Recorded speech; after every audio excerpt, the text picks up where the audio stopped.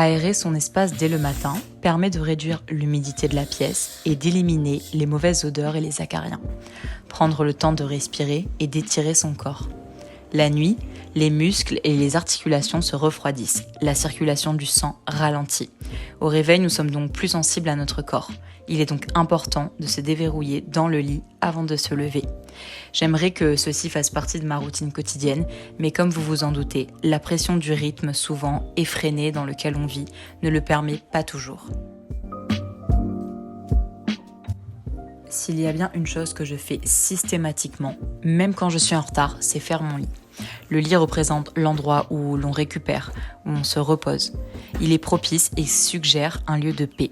Et pour ma part, il est inconcevable de quitter ma chambre, le lit défait, pour le retrouver ainsi le soir.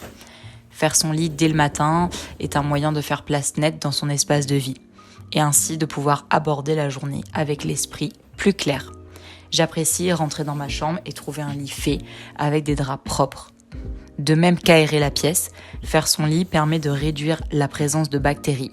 Entre autres, faire son lit représente clairement une question d'hygiène. Je secoue mes draps afin qu'ils soient bien tondus, mais ça, c'est mon petit côté maniaque. De plus, dans cet appartement, le lit est au centre de la pièce, donc il est inenvisageable pour moi que celui-ci reste brouillon.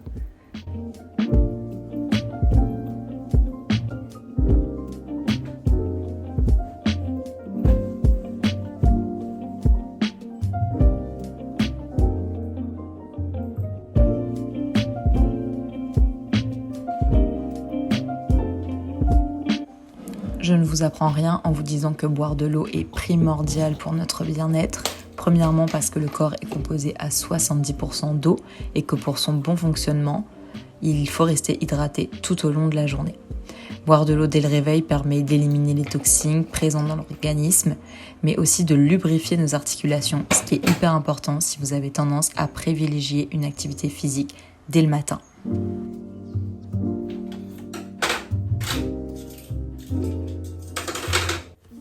Cleaner son espace dès le réveil permet surtout de cleaner notre esprit. Pour moi, l'un ne va pas sans l'autre. Pour que je sois efficace dans mon travail, mes objectifs, ma journée, etc., mon espace doit être organisé. Ranger l'endroit dans lequel on vit permet de passer la journée ou de rentrer le soir dans de bonnes conditions. Organiser un minimum votre chez vous ou votre chambre vous permettra d'y voir clair, de trouver facilement vos affaires, d'être maître de votre environnement, et cela ne sera que bénéfique pour votre santé mentale. Commencez la journée par des petites tâches comme ranger la vaisselle, plier votre linge, lancer une machine, vider le lave-vaisselle, passer l'aspirateur. Vous permettra un gain de temps sur la semaine car il est bien connu qu'il vaut mieux faire un petit peu tous les jours que tout d'un coup.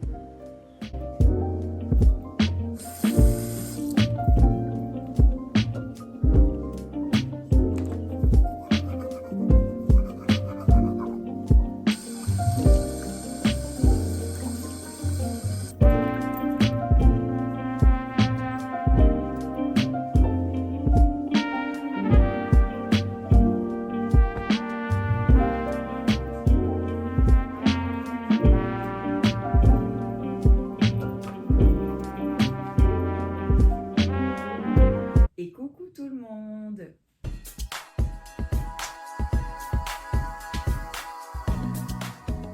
J'espère que vous allez tous bien. Je suis trop contente de vous retrouver pour cette nouvelle vidéo. J'arrive un peu tard dans la présentation du sujet, mais je pense que vous avez bien compris pourquoi on se retrouve cette semaine. Aujourd'hui, on est dimanche et je vais vous partager ma morning routine du dimanche. Voilà, c'est une trend que j'aime bien, que je trouve qu'il y a un petit côté un peu... je trouve que certaines morning routines, quand on les visionne, elles ont un côté un peu culpabilisateur parce qu'on se dit « Ah mais moi je me lève pas à telle heure, ah mais moi je fais pas ci, je fais pas de sport, blablabla, etc. » Faut pas oublier qu'on a tous un rythme de vie chargé, chacun fait comme il peut avec ses moyens et le temps qui s'offre à lui. Mais aujourd'hui, comme on est dimanche, j'ai et on a tous normalement un peu plus de temps que le reste de la semaine. Donc du coup, je me suis dit, ce serait pas mal de faire une morning routine qui combine les choses que je fais vraiment tous les jours et des petites activités comme là, tout de suite maintenant, nous allons faire un petit cours de pilates. Voilà, depuis le temps que je voulais tester, je me suis dit, allez, on va le faire à la maison, tranquillou, et je vous embarque avec moi pour cette petite séance du dimanche.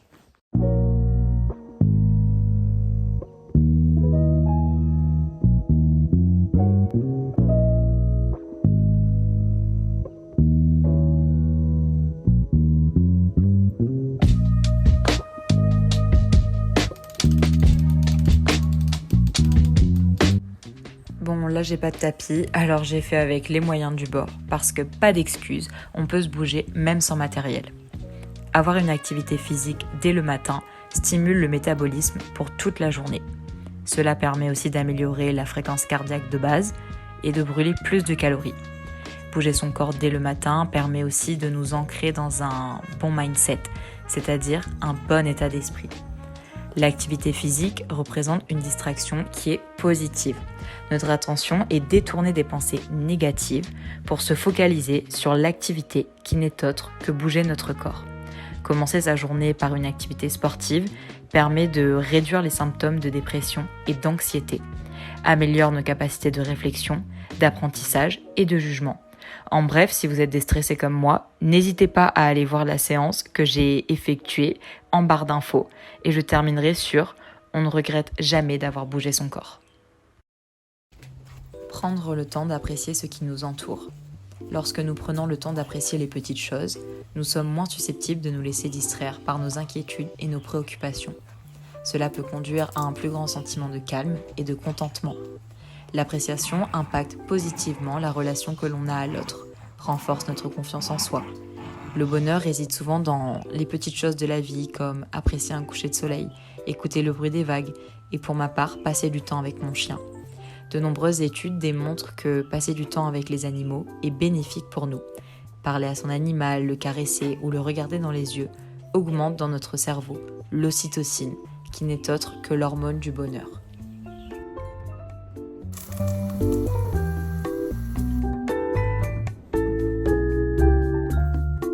Petit outfit du jour. Alors c'est un petit short jupe Pull&Bear marron, comme ça je le trouve trop mignon. Il y a des légères petites rayures, je sais pas si vous voyez, et un petit t-shirt blanc, il me semble que je l'ai déjà mis dans une de mes vidéos. Zara, j'adore, je trouve qu'il fit hyper bien. Voilà, ça fait trop du bien. Je vais faire ma skincare et j'en profite pour parler un peu avec vous. Dites-moi un peu dans les commentaires comment est-ce que vous vous sentez. Je vais y arriver. En ce début d'année bien avancé maintenant, pour ce qui est de ma skincare routine, je vous l'ai mis, je vous mettrai la vidéo là à l'écran si vous voulez la regarder en détail, etc. Elle est hyper bien, c'est toujours la même. Toujours pas fini les produits, donc franchement, il y avait une belle quantité. Moi, je vous avoue que je suis dans une période de ma vie un peu particulière.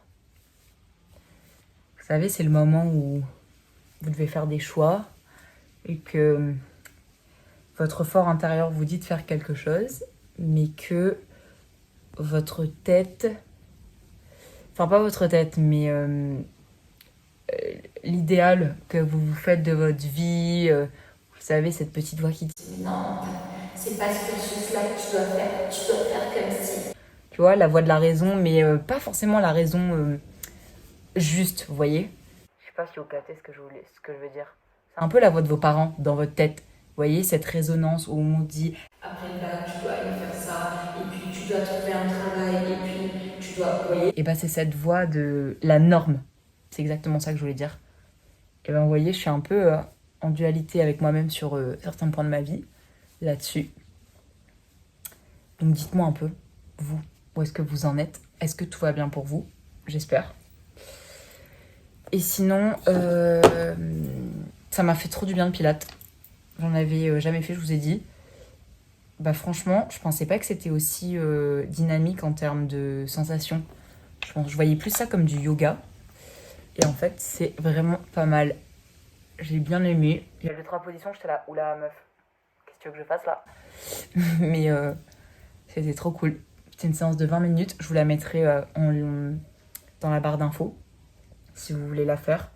Et j'ai vu que cette fille faisait un espèce de challenge sur 7 jours. Donc je vais me chauffer à le faire. cette semaine. Parce que c'est que des vidéos entre 15 et 20 minutes. Et je trouve ça plutôt sympa. J'imagine que vous avez vu passer sur les réseaux qu'on a eu un cyclone il y a 10 jours maintenant, il me semble. Peut-être 2 semaines même. Bellal. Et on n'a pas eu d'électricité, nous personnellement, pendant 24 heures. Et pas d'eau pendant 48 heures. Comment vous dire qu'on s'en rend pas compte. Mais on retourne vraiment aux instincts primitifs quand on manque de ce genre d'éléments qui font partie de notre vie intégrante et qu'on se rend plus compte que c'est pas quelque chose d'inné, vous voyez. Là, on pouvait plus rien charger, t'es là, t'ouvres le frigo, en fait, tu te rends compte que ton frigo marche plus. On se rend pas compte de tout ce qui est connecté et de tout ce qui est relié à l'électricité, sauf quand on n'en a plus. Et pareil pour l'eau. L'eau, c'était, on avait rempli notre baignoire. Et du coup, on devait aller récupérer, pour se faire cuire des pâtes, par exemple, l'eau de la baignoire dans une casserole. On devait faire des petites bouteilles pour se laver comme ça. C'était vraiment à la route. Et vous m'avez vu, quoi. Je veux bien faire du bivouac, des trucs un peu comme ça. Mais de là à pas me doucher, faut pas trop m'en demander. Mais sinon, on n'a pas eu de dégâts importants sur la maison en termes d'isolation, d'infiltration, etc. Tout s'est bien passé. On avait mis les chiens à l'intérieur de la maison, etc. Tout allait bien. Voilà, c'était juste pour vous faire un petit point là-dessus, si ça vous intéressait.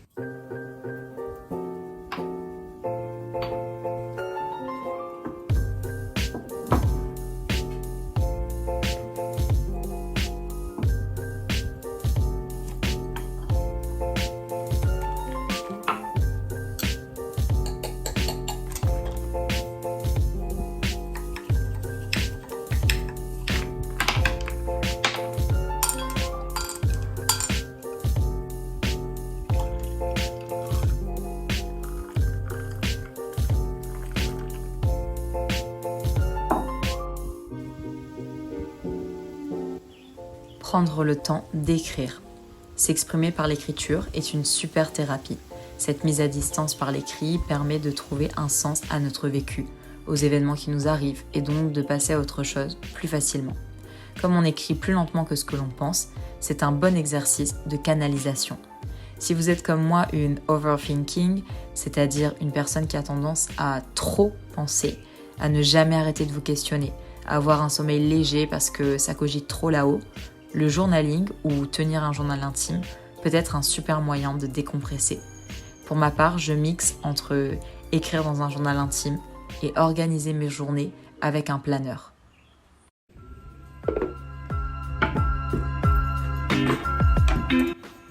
Cuisiner pour soi.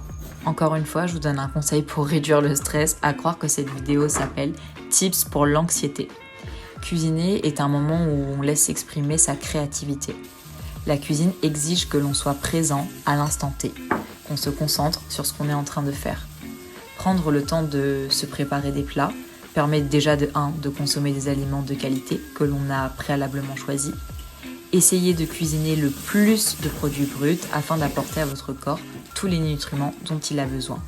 Et deuxièmement, vous allez pouvoir régaler vos papilles par la même occasion. Il n'y a rien de plus satisfaisant que de manger un plat que l'on a préparé soi-même, pour soi, avec soin. Cuisiner, c'est aussi découvrir sa capacité à s'organiser, à penser, à laisser parler son instinct. En bref, votre cuisine est un lieu dans lequel vous pouvez vous épanouir. Alors profitez-en.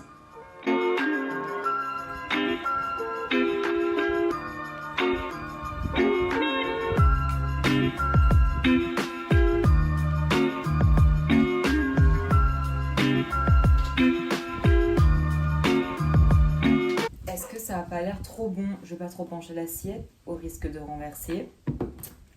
Allez, on va faire un petit test.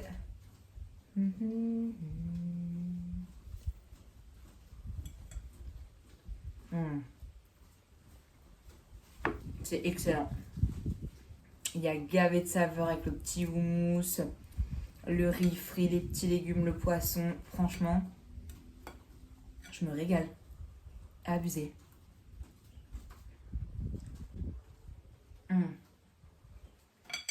Ouf.